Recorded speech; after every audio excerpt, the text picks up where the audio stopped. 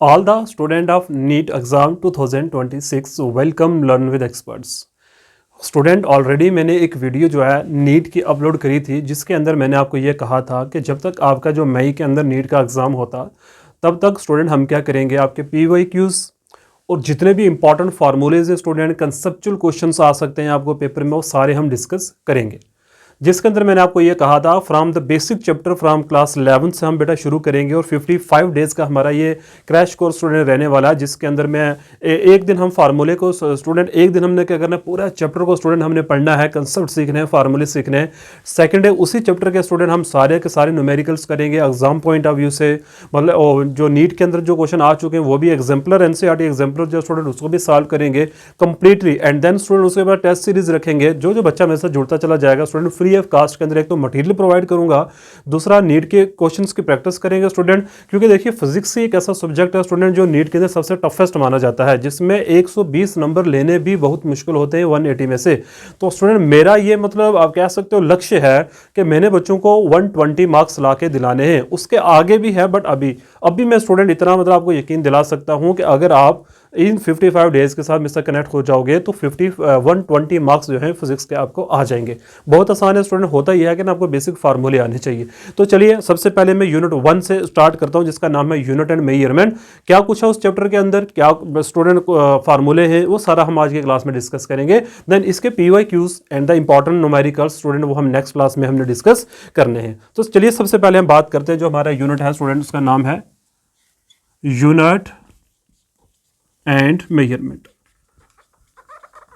Student class जो है आपने एंड तक जरूर देखनी है, क्योंकि कई सारे ऐसे बच्चे हैं जिनको अभी तक कंसेप्ट जो है 11th क्लास कर चुके हैं, 12th भी कर चुके हैं, लेकिन अभी नीट के लिए पढ़ने जा रहे हैं तो बेटा उनके कंसेप्ट होते ही नहीं है। उन कंसेप्ट को वो कैसे सीखेंगे उसकी बेटा बात करनी है। तो उसके लिए आपको करना क्या है, जैसे चैप्टर में पढ़ाऊंगा आपको एक एक चीज़ स्टूडेंट अपने नोटबुक पे लिख के रखनी है और इसको रिवाइज जरूर करके लाना है कल की क्लास में। जैसे ही स्टूडेंट मैं कल न्यूमेरिकल करना शुरू करूं तो मैं बोलूँ ये वाला फार्मूला, तो स्टूडेंट उसी टाइम आपको फार्मूला आना चाहिए, ठीक है। तो चलिए बात करते हैं। सबसे पहले यहाँ पे कुछ मैं यहाँ पे डेफिनेशन लिखूंगा। सबसे पहले स्टूडेंट डेफिनेशन ऑफ मेजरमेंट होता क्या है, कोई जल्दबाजी नहीं है स्टूडेंट, एक दिन में एक चैप्टर हम पूरा डिस्कस किया करेंगे एंड देन सेकंड दिन उसके न्यूमेरिकल्स हम लेंगे। मतलब कोशिश ये करेंगे 55 डेज के अंदर आपका कंप्लीटली बैच हो जाए प्रैक्टिस का, और फिर नेक्स्ट बैच स्टूडेंट हम साथ में बैठा देंगे। जो पूरा साल का बैच हमारा रहेगा तो उससे कोशिश करेंगे कि आपको अच्छे से अच्छा मटेरियल, अच्छे से अच्छा PYQs और स्टूडेंट अच्छा मटेरियल देने के साथ साथ प्रैक्टिस करना ही बहुत जरूरी है। फ्री ऑफ कास्ट के अंदर बेटा आपको टेस्ट सीरीज भी मिलेंगी, टेंशन नहीं लेनी आपने। मेजरमेंट के बाद स्टूडेंट हमारे पास टॉपिक आता है क्वांटिटीज क्या होती हैं, व्हाट इज क्वांटिटीज।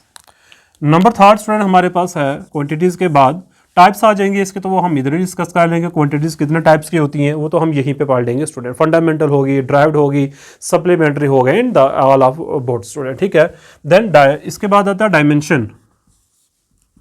इस चैप्टर के अंदर टोटल टॉपिक जो स्टूडेंट हम सारे डिस्कस करेंगे, पूरे समझेंगे। डायमेंशन के बाद आपने इसमें याद रखना P.O.H, इसको बोलते हैं principle of homogeneity student. Principle of homogeneity होता है P.O.H। ये क्या होता है इसकी बात करेंगे, सारी टॉपिक मैंने समझाने आपको। नेक्स्ट अगर हम बात करें नंबर 5 स्टूडेंट हमारे पास आता है POH के बाद एप्लीकेशंस आती है हमारे पास डायमेंशन की, एप्लीकेशंस ऑफ डायमेंशन। नेक्स्ट है हमारे पास सिग्निफिकेंट फिगर्स, वो भी सीखेंगे। और फिर इसके अंदर था राउंडिंग ऑफ के रूल्स स्टूडेंट, जो है राउंडिंग ऑफ कैसे करी जाती है। नंबर 3 था स्टूडेंट यहाँ पे परसेंटेज एरर कैसे निकाली जाती है, इसका हम सीखेंगे परसेंटेज एरर स्टूडेंट कैसे निकालते हैं। अच्छे से इसको पूरे वॉच करना है स्टूडेंट आपने, तभी आपको जो है ना फिजिक्स समझ में आना शुरू हो जाएगी। क्योंकि कई बार बच्चे होते हैं आधा देख के आधे चले जाते हैं, फिर उनको समझ आती नहीं, क्योंकि वो रटा लगाने की कोशिश करते हैं। जब तो पूरी वीडियो नहीं देखोगे स्टूडेंट, तो देखो एक्चुअल में जब लेक्चर डिलीवर किया जाता है ना, तो टीचर के माइंड में एक मैप बना होता है, उस मैप के अकॉर्डिंग वो स्टेप बाय स्टेप से आगे चलता है। बट स्टूडेंट क्या करते हैं, वीडियो आखिर से देख के चलाते हैं, एंड पार्ट देखते हैं, शुरू में पता ही नहीं हुआ कि भाई। इसलिए मैं ज़्यादा लंबी वीडियो नहीं बनाऊंगा आप लोगों के लिए, बट एक रिक्वेस्ट है, तो वीडियो पूरी देखनी है आपने अगर आप फिजिक्स सीखना चाहते हो। अगर आपको बेटा सच में फिजिक्स सीखनी है तो वीडियो जरूर पूरी देखोगे, तभी आपको फिजिक्स समझ में आनी है। अच्छा, परसेंटेज एरर बेटा हो गया, परसेंटेज एरर क्या होता है वो हम पढ़ेंगे।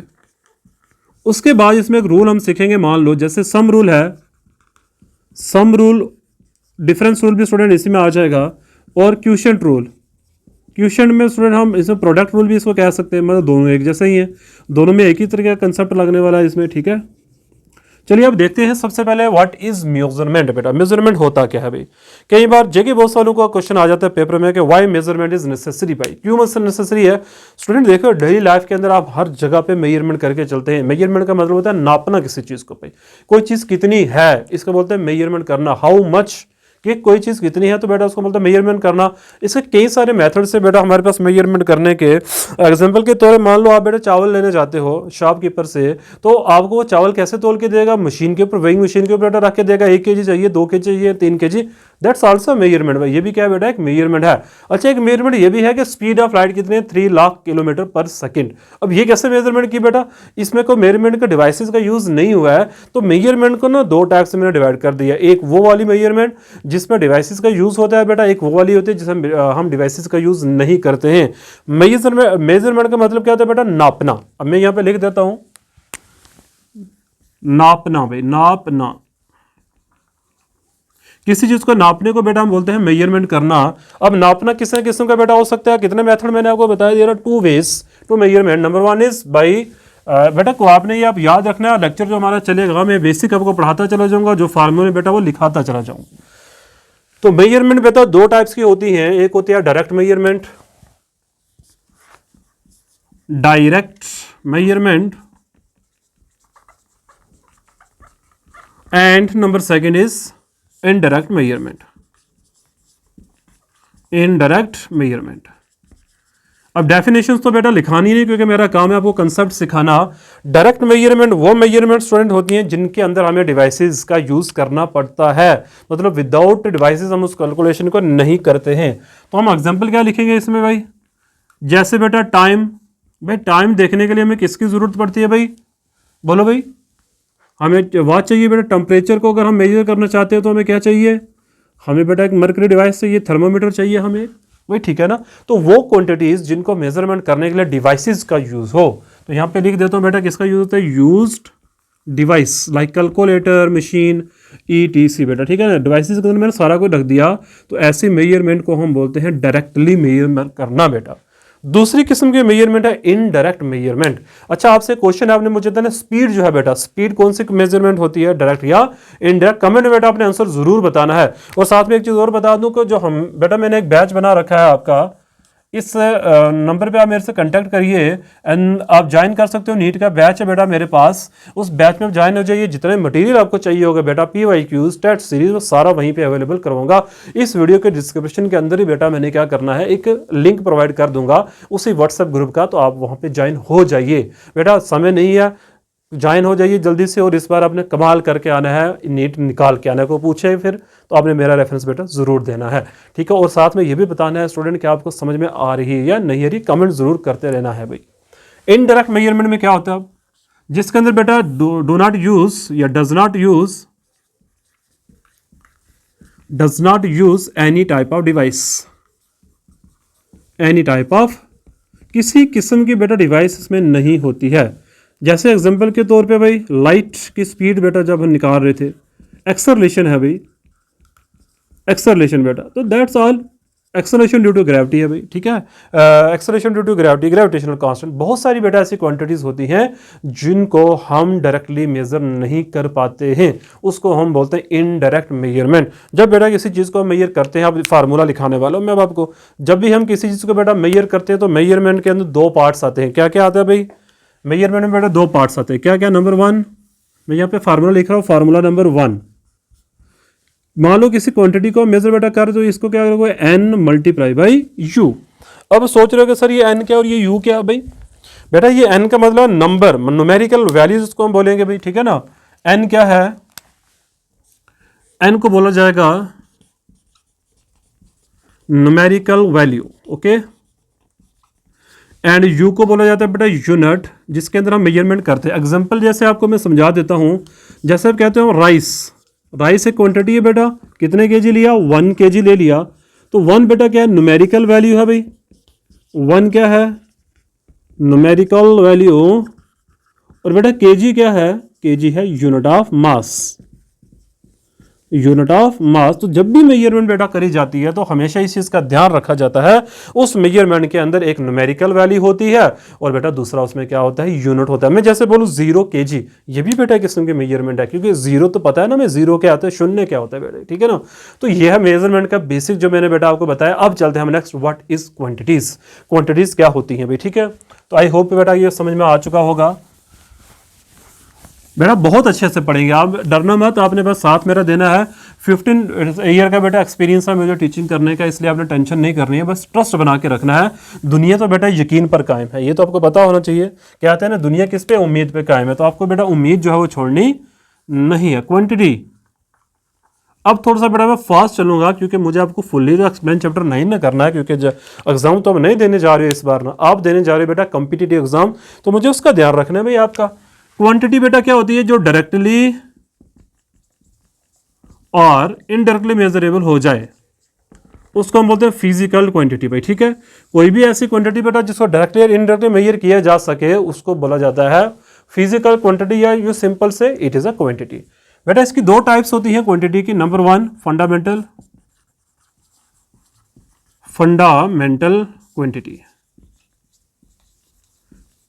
क्वांटिटी एंड नंबर 2 बेटा इसमें क्या होता है, ड्राइव्ड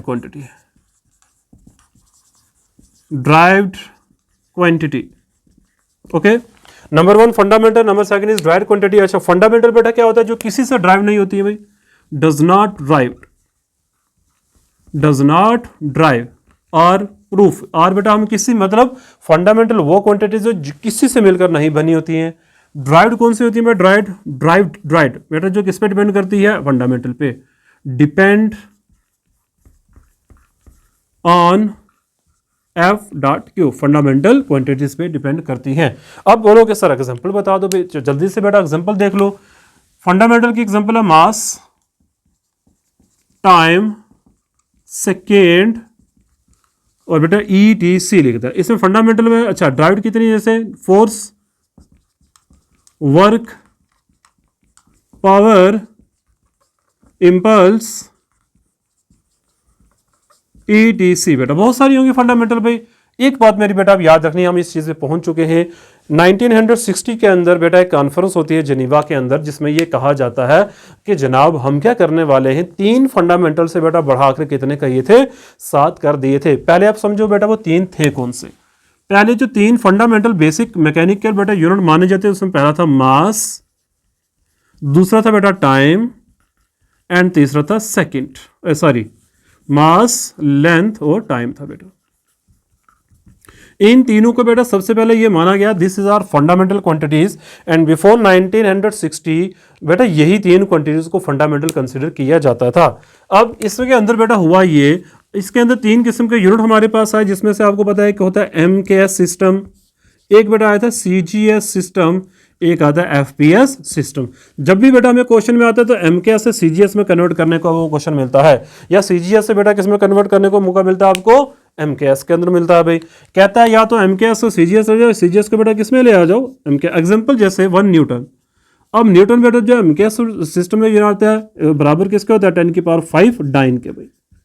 अब इसमें जो डाइन है बेटा ये क्या चीज़ है, this is the fundamental unit, this is the unit of CGS, unit of force. और बेटा न्यूटन क्या है, न्यूटन को हम बोलते हैं SI यूनिट भी भाई बोलते हैं। MKS सिस्टम बेटा दूसरा नाम क्या है, SI यूनिट। SI बेटा जो है, SI जो है वो किसकी जनरलाइज्ड फॉर्म है, जनरलाइज्ड फॉर्म है किसकी, MKS सिस्टम की भाई, ठीक है। SI बेटा जो है जनरलाइज्ड फॉर्म है किसकी, MKS सिस्टम की। तो बेटा इसे CGS यूनिट होता था, ब्रिटेन का FPS बेटा आ गया, ठीक है। लेकिन अब हुआ ये कि 1960 के बाद क्या हुआ बेटा, 1960 के बाद क्या हुआ, उन्होंने कहा जनाब हम 3 नहीं, देर कंसिडर 7 फंडामेंटल क्वांटिटी। तो बेटा यही बेसिक है आपका, यहीं से आपका बेसिक शुरू होता है कि how many fundamental quantities are there, there are 7 fundamental quantities. बेटा 3 तो हमने लिख लिए, मास, लेंथ, टाइम। उसके बाद टेम्परेचर आ जाएगा इसमें आपके पास, ठीक है। फिर बेटा करंट आ जाएगा, अमाउंट ऑफ सब्सटेंस आ जाएगा, अमाउंट ऑफ सब्सटेंस बेटा आ जाएगा, एंड नंबर नेक्स्ट है ल्यूमिनस इंटेंसिटी आ जाएगी, ल्यूमिनस इंटेंसिटी आ जाएगी।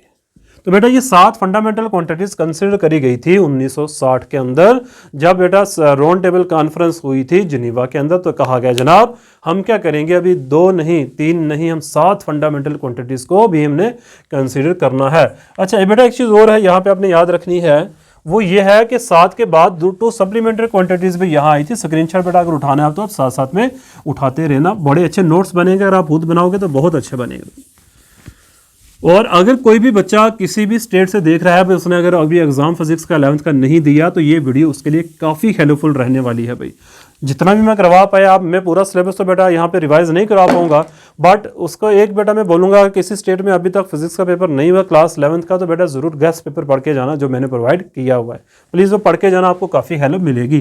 तो बेटा 7 फंडामेंटल क्वांटिटीज आ चुकी एंड 2 सप्लीमेंट्री। बेटा वो कौन से सप्लीमेंट्री में, प्लेन एंगल, प्लेन एंगल, और बेटा दूसरी कौन सी है, सॉलिड एंगल। प्लेन एंगल और सॉलिड एंगल बेटा हमारे पास 2 ये हैं सप्लीमेंट्री क्वांटिटीज हैं। अच्छा अब बेटा आगे बढ़ते हैं डायमेंशंस के ऊपर। डायमेंशन होता क्या है भाई, तो डायमेंशन को बेटा शुरू करने से पहले आपने लिखना है P.O.H, प्रिंसिपल ऑफ होमोजेनिटी क्या होता है। तो बेटा ये प्रिंसिपल क्या कहता है कि any physical equation is dimensionally correct if the dimension of all the terms occurring both side are same. बेटा ये है कि जितनी भी टर्म्स हमारे पास हैं, dimension of both the term on LHS, या सॉरी बोथ की जगह बेटा लिखो all the terms on LHS is equal to RHS। Then बेटा हम बोलेंगे कि जो इक्वेशन है वो डायमेंशनली करेक्ट है। अब बेटा इसके बाद बोलते हैं डायमेंशन। अब टोटल डायमेंशन कितने होते हैं हमारे पास, जितने फंडामेंटल है भाई, तो ये भी अपने याद रहा, जितनी बेटा डायमेंशन होता क्या भाई, डायमेंशन का मीनिंग क्या वो भी समझ लो। डायमेंशन का मीनिंग बेटा ये होता है कि हम क्या करते हैं, किसी भी फिजिकल क्वांटिटी को, फंडामेंटल क्वांटिटी को, या कोई भी बेटा क्वांटिटी हो, उसको सबसे पहले हम फंडामेंटल के टर्म में कन्वर्ट करते हैं, देन बेटा उसको हम उसके पावर के अंदर मेंशन करके लिख देते हैं। मतलब मैं ये बोल रहा हूँ कि डायमेंशन ऐसे डिफाइन किया जाता है, डायमेंशन होता है कि एक्चुअल में are the powers of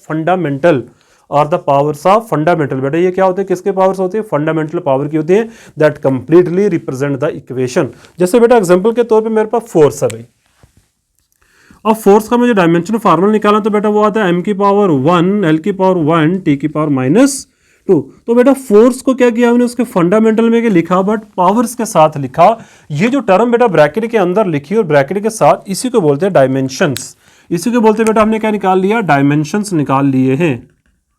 dimension बेटा कैसे निकालते हैं उसका भी मैं ट्रिक समझाऊंगा आपको, लेकिन अभी जो चीजें पढ़ा रहा हूं कि डायमेंशन का मीनिंग क्या होता है, किसी भी फिजिकल क्वांटिटी को आपने क्या करना, उसके फंडामेंटल में कन्वर्ट करने के बाद उनके पावर से बेटा उसको जरूर मेंशन करना है। तो ये होता है बेटा फंडामेंटल, मतलब डायमेंशंस निकालना। डायमेंशन फार्मूला की बात करेंगे बेटा तो यहाँ पे इक्वल टू लगा देते हैं, इक्वेशंस की बात करें तो बेटा यहाँ पे क्या लगा देते हैं, इस तरीके से ब्रैकेट लगा देंगे। तो मतलब तीनों चीजें ये एक ही, इसमें उतनी बड़ी बात नहीं है बेटा। टोटल कितनी है भाई, 7 है। एक तो आगे बेटा m की पावर 1 या m आ गया, दूसरा क्या है l t, फिर बेटा क्या आ जाएगा k a, फिर आ जाएगा c d, and then last बेटा आ जाएगा m o l। ठीक है भाई, अभी कितने हो गए टोटल, 1 2 3 4 5 6 7। तो बेटा ये टोटल हमारे पास 7 आप कह सकते हैं कि क्या कह सकते हो भाई, ये डायमेंशंस है भाई, डायमेंशंस है। There total 7 dimensions in the world बेटा। M for mass, L for length, T for time, K for temperature, A for ampere, CD for candela, M for mole बेटा हो जाएंगे। These are considered as a fundamental quantities। विकास बेटा ये आपको याद रखना ही पड़ेगा। चलिए आगे बढ़ते हैं। उसके बाद बेटा डायमेंशन हो चुके, प्रिंसिपल होमोजेनिटी हमारा हो चुका है। तो देन बेटा इसकी एप्लीकेशन है। एप्लीकेशन क्या है, पहली एप्लीकेशन है कन्वर्जन की, कन्वर्जन। तो बेटा मान लो जैसे एग्जांपल पे आ गया 1 न्यूटन को इसमें कन्वर्ट करते हैं हम डाइन के अंदर। तो कैसे कन्वर्ट करोगे भाई आप, इसका फार्मूला क्या लिखोगे बेटा, लिखोगे m1 l1 t1, इधर लिखोगे बेटा m2 l2 t2। ओके, इस तरीके से आपने फार्मूला लिखना है। अच्छा कन्वर्ट बेटा न्यूटन से डाइन में करना है, तो न्यूटन कौन सा है, फंडामेंटल, तो यहाँ पर आ जाएगा kg मीटर सेकेंड आ जाएगा। दूसरा बेटा डाइन है, डाइन किसका यूनिट है, CGS का, तो यहाँ पर क्या आ जाएगा ग्राम फिर आ जाएगा बेटा सेंटीमीटर, और यहाँ पर क्या आ जाएगा, सेकंड आ जाएगा। फार्मूला बेटा क्या बनेगा, यहाँ पे n1 गिवन है और n2 हमें निकालने के लिए कह रहे भाई, तो फार्मूला मैं यहाँ पे लिखते जा रहा हूँ बेटा, देखो n2 बराबर n1 होल डिवाइड बाई, अच्छा यहाँ पे बेटा हमें निकालना किसका भी, हमें कन्वर्ट किसको करना है, न्यूटन को किस में कन्वर्ट करना है बेटा, डाइन में कन्वर्ट करना है। इस बीच ये आपने ध्यान रखना है, यहाँ पे कन्वर्जन बेटा होगी कैसे, तो हम लिखते हैं m2 बाई m1, एक minute, no no no sorry बेटा, यहाँ पर m1 ऊपर ही आएगा और m2 नीचे आ जाएगा, पावर में a आ जाएगा भाई।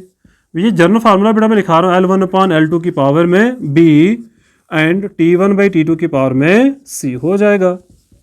अब इसमें बेटा ए बी सी निकालना, तो ए बी सी क्या होगा भाई, अभी हमें फोर्स का डायमेंशन फार्मूला लिखा ना, जो m की पावर है बेटा वही a है, जो L की पावर है बेटा यहाँ क्या है वो b है, मतलब फार्मूले के हिसाब से पहला m है, फिर दूसरा लेंथ है बेटा, तीसरा क्या है टाइम है, तो उसी हिसाब से मैं लिख रहा हूँ b1 आ जाएगा एंड बेटा c क्या आ जाएगा -2। एंड बेटा इस क्वेश्चन को फार्मूले का याद रखें और इस फार्मूले वैल्यूज पुट करने के बाद आपने इसका आंसर निकाल लेना है। तो ये हमारा हो गया भाई, कौन सा कंसेप्ट हो गया, कन्वर्जन वाला भी हमने सीख लिया। चलिए भाई आगे बढ़ते हैं, आगे है हमारे पास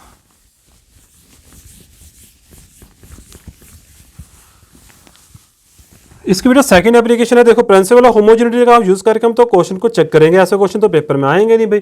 कन्वर्जन, अच्छा कन्वर्जन वाला बेटा हो गया, डेरिवेशंस वाला वो भी आता नहीं एग्जाम में, क्वेश्चन जो आता है बेटा मैं वो वाला आपको क्वेश्चन करवाता हूँ। क्वेश्चन पूछते क्या है भाई, क्वेश्चन ये है, मान लो फोर्स है आपके पास बेटा, टाइम है एंड वेलोसिटी है बेटा, इसको भी फंडामेंटल मान लिया क्वांटिटी, इसको भी फंडामेंटल मान लिया क्वांटिटी, इसको भी फंडामेंटल क्वांटिटी मान लिया। कहता है बताइए कि what is the dimension formula of power, power का डायमेंशन फार्मूला निकालना है। अगर इन तीनों को हमने क्या कंसीडर किया है, फंडामेंटल क्वांटिटी कंसीडर करा है, तो कैसे ये क्वेश्चन होगा बेटा। आज का लास्ट क्वेश्चन है, प्लीज आज का लास्ट क्वेश्चन है, जो बचे हुए टॉपिक से 2 ही रह गए सिग्निफिकेंट फिगर्स के, वो बेटा जल्दी से पढ़ाने के बाद कल की क्लास के अंदर मैंने इसके न्यूमेरिकल सबको सॉल्व कराऊंगा। तो बस ये लास्ट टॉपिक है, इसको बस सॉल्व करना है मैंने। सबसे पहले बेटा पावर का डायमेंशन फार्मूला लिख लो, क्या होता है भाई, पावर का डायमेंशन फार्मूला क्या होता है भाई, जल्दी से बेटा, पावर का फार्मूला होता है वर्क अपॉन टाइम, वर्क क्या हो गया kg मीटर स्क्वायर s की पावर -2 डिवाइड बाई सेकेंड, बेटा एक एक सेकंड कटेगा तो kg m की पावर 2 s की पावर क्या हो जाएगा, अच्छा नहीं ये नहीं कटेगा, ऊपर जाएगा बेटा तो -3 बनेगा, तो यहाँ पे पावर में क्या आ जाएगा 1। तो मतलब हमें डायमेंशन फार्मूला अगर निकालना है तो what is the dimension formula of PO power, तो बेटा क्या आ जाएगा यहाँ पे देखो, m की पावर 1 l की पावर 2 t की पावर -3। अच्छा इन तीनों को बेटा फंडामेंटल माना हुआ है, तो यहाँ पे लिखेंगे फोर्स की पावर में क्या आ जाएगा a एंड बेटा t की पावर में क्या आ जाएगा b एंड v की पावर में क्या लिख देते हैं हम c लिख देते हैं। अब यहाँ पे बेटा क्या करना है, अपने f के भी डायमेंशंस लिखने हैं, टाइम तो के डायमेंशन और वेलोसिटी के डायमेंशन लिख रहे और क्वेश्चन खत्म हो जाएगा भाई। देखिए फोर्स का डायमेंशन m की पावर 1 l की पावर 1 t की पावर -2 का होल पावर a, देन बेटा t के लिए t ही रहेगा, टाइम का t ही रहता है, वेलोसिटी के लिए क्या आ जाएगा l की पावर 1 एंड t की पावर -1 हो जाएगा। अब बेटा हमें निकालना क्या, यहाँ पे इस a b c की वैल्यू हमें निकालनी है और वापस आके यहाँ पर सब्स्टिट्यूट कर रही है, तो हमें पता चल जाएगा कि what is the dimension formula of power. बड़े जल्दी से हो जाएगा बेटा, इसको इक्वेट कर लेते हैं, कितना m है भाई, यहाँ पे थ्रू एक ही है, तो m की पावर क्या आ जाएगा बेटा, इस 1 को a से क्या करना मल्टीप्लाई, t कितनी जगह l कितनी जगह 1, यहाँ पर बेटा l की पावर a है और यहाँ l की पावर में कितना है c, basis same power should be added. Next बेटा आपके पास यहाँ t की पावर -2 है, यहाँ t की पावर b है, अच्छा यहाँ पे t की पावर -2a है भाई, ठीक है ना, तो t की पावर यहाँ -2 है और बेटा यहाँ पर कितनी है b है, तो आ जाएगा कितना, और यहाँ पे c भी है, -2a प्लस b -c हो जाएगा। अब बेटा इसको यहाँ से इक्वेट करना और कुछ नहीं करना, प्रिंसिपल ऑफ होमोजेनिटी का यूज करना है आपको, m की पावर 1 l की पावर 2 t की पावर -3 हो जाए। इक्वेट करें दोनों तरफ तो क्या आ जाएगा भाई, using POH principle of homogeneity, तो बेटा a किसके बराबर हो जाएगा 1 के बराबर हो जाएगा, a प्लस c किसके बराबर हो जाएगा, वो 2 के बराबर हो जाएगा, and -2a plus b -c equal to क्या आ जाएगा बेटा -3 के बराबर हो जाएगा। अभी a तो आ गया भाई, a तो निकल गया बेटा, c भी निकल गया, हम इसे यहाँ से निकाल लेंगे, c यहाँ से कितना आ जाएगा बेटा, a क्यों आ गया 1 plus c equal to 2 and c equal to 2 - 1 equal to 1 हो जाएगा। उसके बाद है बेटा हमारे पास वेलोसिटी, अच्छा ये सारी a भी निकल गया, b भी c भी निकल गया, रह गया b, वो सारी वैल्यूज यहाँ पुट कर देते हैं बेटा। देखिए मैं इसको यहाँ सॉल्व करता हूँ, यहाँ पे सॉल्व कर देता हूँ, ठीक है, तो आ जाएगा -2 × 1 plus b minus 1 equal to 0। तो -2 plus b minus 1 equal to 0, -2 -1 is -3 plus b equal to 0। तो बेटा बी कितना आ जाएगा, 3 आ जाएगा भाई। बी कितना आ जाएगा, 3 आ जाएगा। इस तरीके से बेटा पेपर में नीट टाइप का ये क्वेश्चन आपको एग्जाम पूछने को दिखता है बेटा ऐसे, इसलिए तो मैंने करवाया आपको। And the final answer is it in the box. तो बेटा p किसके बराबर हो जाएगा, फिर f की पावर में a है तो 1, t की पावर में b है तो 1, सॉरी t की पावर में b है तो b कितना है बेटा 3 आया, और v की पावर में क्या आ जाएगा 1 आ जाएगा। This is the dimensional formula of power in term of fundamental force, time and velocity. बेटा एक दो क्वेश्चंस मैं ग्रुप में भी शेयर करूंगा, ऐसे ही न्यूमेरिकल्स जैसे मैंने अभी करवाया ना आपको एक न्यूमेरिकल, ऐसा ही न्यूमेरिकल बेटा मैं वो ग्रुप में शेयर भी करूंगा, आपने वो अच्छे से पढ़ लेना है। तो बेटा आई होप कि आपको आज का लेक्चर काफी पसंद आया होगा। मैंने इन वन शॉट के अंदर कोशिश करा है कि कंप्लीट चैप्टर में आपको बेटा रिवाइज करवा दूं। तो आई होप कि ये चैप्टर समझ में आ गया बेटा आपको। अब नेक्स्ट क्लास के अंदर हम PYQ सॉल्व करेंगे। आपने बेटा चैनल में बने रहना है, अगर नए हो तो सब्सक्राइब और शेयर करना नहीं भूलना है। और सभी को ये बताइए कि सर फ्री में हमें नीट का कोर्स करवा रहे हैं, विद प्लस मटेरियल भी देंगे, PYQs भी देंगे, टेस्ट सीरीज बेटा आपको मिलेगी। ठीक है, ओके, आज की क्लास हम इतनी रखते हैं, मिलते हैं नेक्स्ट लेक्चर के अंदर बेटा।